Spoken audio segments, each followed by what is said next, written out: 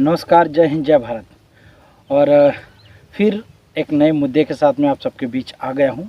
Vinod India संस्थक में आप सभी दर्शकों का हार्दिक हार्दिक स्वागत है।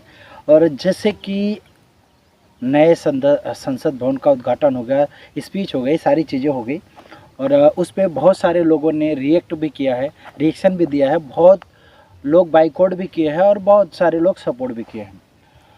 हालांकि मैं भी वही उसी के रिलेटिव में बात करूंगा, लेकिन सबसे पहले मैं अपने उत्तर प्रदेश के लोगों की आंखें खोलने का काम करने जा रहा हूं। वो भी कैसे? वो इस तरह खोलने जा रहा हूं कि मोदी जी एक ऐसे शख्स हैं जो प्रधानमंत्री तो है ही हिंदुस्तान के, लेकिन पूरे वर्ल्ड में उनका चर्चा है, हर जगह उनका नाम है, मोदी जी मोदी जी मोदी जी। ठीक है, तो चलिए मोदी जी के कुछ कारनामे आपको एक कारनामा दिखाएंगे, कुछ नहीं कुछ कारनामे और मैं वीडियो में डाल चुका हूँ। और एक कारनामा है जो आपको बताऊं। जहाँ नहीं खुदा है, प्रधानमंत्री होने के बावजूद बड़े गर्व से और बड़े मुस्कुरा के कह रहे हैं उत्तर भारतीयों को, क्या कह रहे हैं, गौर करिएगा मेरी बात को, मैं क्या कहने जा रहा हूँ। समझ होगी तो समझना, नहीं समझ होगा तो वीडियो छोड़कर निकल जाना। ठीक है, कह रहे हैं कि हमारा उत्तर प्रदेश तो ऐसा है जहाँ यहाँ खुदा वहाँ खुदा और जहाँ नहीं खुदा वहाँ कल खुदेगा। बड़े गर्व से, आप समझे मेरी बात, मतलब कि उत्तर भारतीयों को गड्ढे में डालने का पूरी तरह से प्लान किया है और पूरी तरह से गड्ढे में डालने का काम कर रहे हैं। मोदी जी सारे बिजनेस, सारे जितने भी बिजनेस है सब उठा के गुजरात में लेके जा रहे हैं। आने वाला जो उनका फ्यूचर ऑफ प्लानिंग है वो ये प्लानिंग है कि हर प्रदेश को, हर राज्य को एक प्रदेश बनाएंगे और जिसमें आपको एक प्रदेश से दूसरे प्रदेश में जाने के लिए आपको पासपोर्ट और वीज़ा लगेगा। इस चीज़ को आप समझिएगा कि कौन से हिसाब से, किस हिसाब से ये तैयारियां चल रही हैं। अब देखें, महाराष्ट्र से लेके यूपी, बिहार से, राजस्थान से जितनी भी अच्छी अच्छी कंपनियां थी, जितने अच्छे अच्छे बिजनेस से, वो उठाकर गुजरात में लेके जाने का काम कर दिया है। ठीक है, उसके बाद में हमारे देश के बाकी लोगों को क्या क्या कहते हैं, भाई और बहनों कह के लोगों को मोहित कर अपने तरफ आकर्षित किया।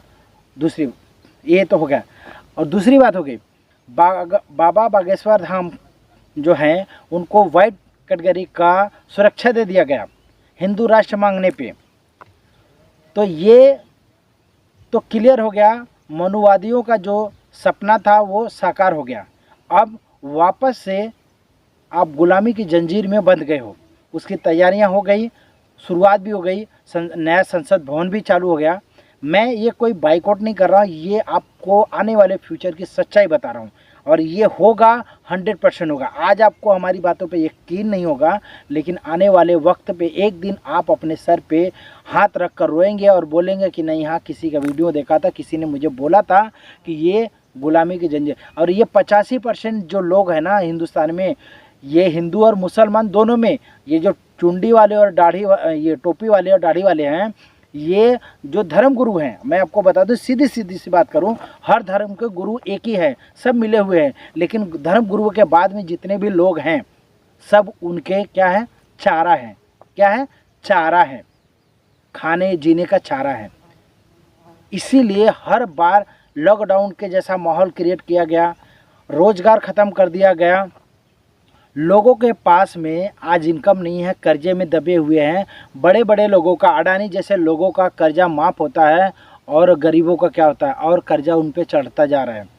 उनके ऊपर में पुलिस कार्रवाई करती है। पुलिस भी मतलब कि अत्याचार तो अत्याचार ही है। बहुत सारे आपने वीडियो देखेंगे, बहुत सारे खबरों में आपने सुना होगा कि कैसे अत्याचार कर रहे हैं। तो आप समझिए कि मैं क्या क्या कहना चाह रहा हूँ। पहला, मोदी जी ने उत्तर भारतीयों को गड्ढे में डालने के लिए गड्ढा खुदवा दिया और नया जहाँ गड्ढा खुदा नहीं है वहाँ कल खुदवाएंगे और उत्तर भारतीयों को गड्ढे में डालेंगे और जो बच जाएगा उसे मजदूर बनाकर उससे यूज किया जाएगा। गटर साफ करेगा, ना संडास साफ करेगा, झाड़ू लगाएगा, पोछा लगाएगा, है ना, ये काम करेगा वो। इसके अलावा दूसरा कोई काम नहीं कर सकता। इसीलिए उत्तर प्रदेश में, बिहार में ब्राह्मण और ठाकुरों को रख कर ये सारे काम किए, क्योंकि राजनीति और गुंडागर्दी इन्हीं के हाथ में है। क्योंकि अभी बृजभूषण सिंह, आपको उत्तर प्रदेश की कहानी, आज 1 महीना के ऊपर में महिला पहलवान जो है धरने पर बैठी हैं। और अभी एक तस्वीर जो हमारे स्क्रीन पे चल रहा है, आप देख रहे हो कि पुलिस वाले कैसे उनके साथ में बदतमीजी कर रहे हैं और जेल के अंदर में ले जाके बंद कर रहे हैं। बृजभूषण जैसे इंसान के ऊपर में कोई केस नहीं, कोई बात नहीं, कोई चीज नहीं, कुछ नहीं है, और उनके ऊपर में सारे हथकंडे अपनाए जा रहे हैं। ये सरकार तानाशाही सरकार है। ये चाइना के ऊपर में बोलती नहीं, लेकिन चाइना को टू कॉपी कर रही है।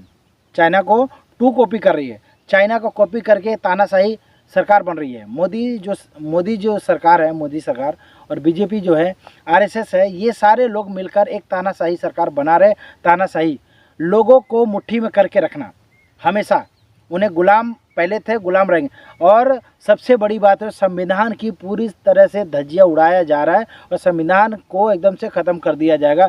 फिर से आएगा आपको रामायण गीता पुराण का ही कहानी चैप्टर, वही होगा। ना पानी पीने दिया जाएगा, ना स्कूल जाने दिया जाएगा, ना ही छुआछूत का प्रोग्राम चालू ही रहेगा। उसके बाद में सबसे बड़ी बात है, छुआछूत में मर्दों से छुआछूत, औरतों से छुआछूत नहीं है। औरतों के साथ सेक्स करते हैं, लेकिन मर्दों के साथ गलत व्यवहार, छुआछूत।